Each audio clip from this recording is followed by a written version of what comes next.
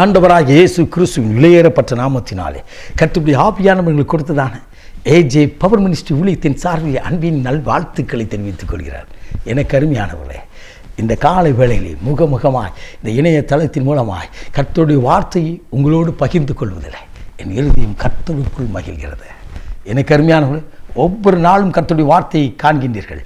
இந்த ஊழியத்திற்காக மிகுந்த கர்சனையோடு ஜெபியுங்கள். உங்கள் ஜெபம் இந்த ஊழியத்தை அற்புதமாய் தாங்கி நடத்தும். ஹல்லேலூயா. காண்கின்ற இந்த வார்த்தையை குறித்து மற்றவர்கள், உறவுகள், நண்பர்களுக்கு சொல்லுங்கள். தேசமெங்கும் கர்த்தருடைய வார்த்தை கடந்து போகட்டும். கர்த்தர் மகிமைப்படுவாராக. ஹல்லேலூயா. போகட்டும். என கருமையானவர்களே, இன்றைக்கும் கர்த்தர் கொடுத்த வார்த்தையை நாம் தியானிக்கப் போகிறோம். நாங்கள் பிரயாசப்பட்டும் ஒன்றும் இல்லை. லூக்கா நற்செய்தியின் புத்தகம் 5ஆம் அதிகாரம் 5வது வார்த்தை சொல்கிறது.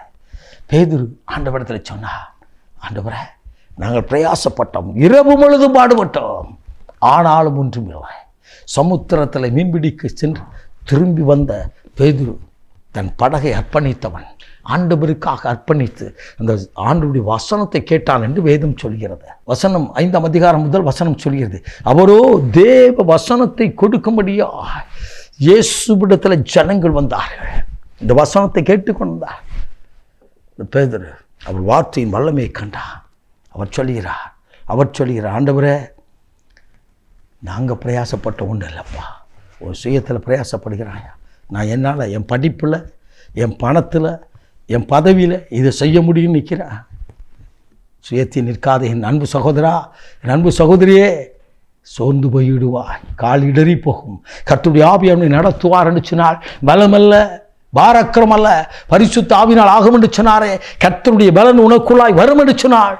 நீ சுயத்தில் நிற்க மாட்டாள். கர்த்தருடைய வார்த்தை உனக்குள்ளாய் வரும் என்று சொன்னால் அவருடைய வார்த்தையின்படியே நடத்தும். ஹல்லேலூயா, ஹல்லேலூயா.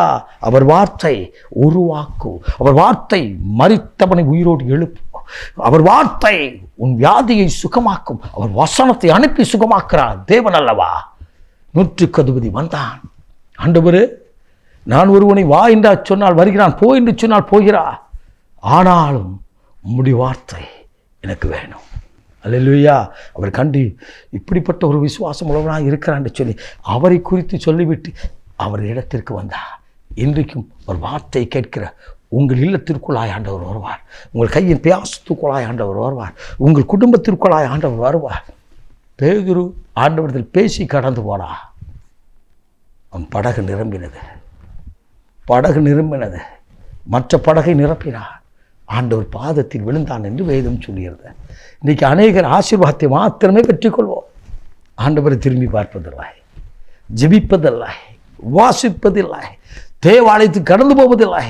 என்றாவது ஒரு நாள் ஞாயிற்றுக்கிழமை மட்டும் போய் ஆண்டவர் சமூகத்தில் நின்று பாடல் பாடி ஆராய்ச்சி வரோம். மற்ற நாட்களில் எப்படி இருக்கிறோம்? ஆண்டவரோடு பேசின இந்த பேதுரு ஆண்டவர் வார்த்தையை நம்பி வலையை வீசினோம் மாத்திரமல்ல, ஆசீர்வாதத்தை பெற்றுக்கொண்டோம் மாத்திரமல்ல, ஆண்டவரை பின்பற்றினார். நீங்களும் நானும் எப்படி இருக்கிறோம்? என்னை கேட்டுக்கொண்டிருக்கிற அன்பு நண்பா, உன் குறைகளிலே எத்தனை முறை ஆண்டவர் நிறைவாக்கியிருக்கிறார். உன் கண்ணீரை எத்தனை முறை களிப்பாக்கியிருக்கிறார். உன் புலம்பலை எத்தனை முறை ஆனந்த களிப்பாய் மாற்றியிருக்கிறார். உன் வேதனைகளிலிருந்து எத்தனை முறை விடுதலை கொடுத்திருக்கிறார். அந்த ஆண்டவரோடு கூட ஐக்கியப்பட்டிருக்கிறாயா? அந்த ஆண்டவரை தேடி நிற்கிறாயா?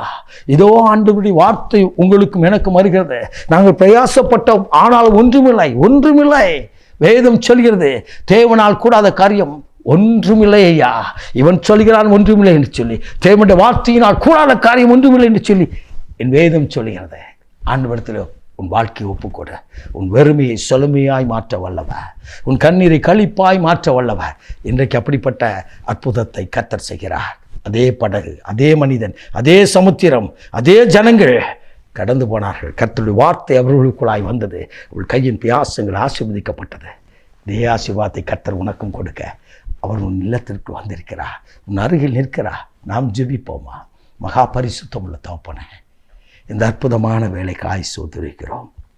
இயேசு சுவாமி, 2 படகை கண்டு ஒன்றிலே ஏறி அது பேதுருவான மனிதனுடைய படகாக இருந்ததப்பா.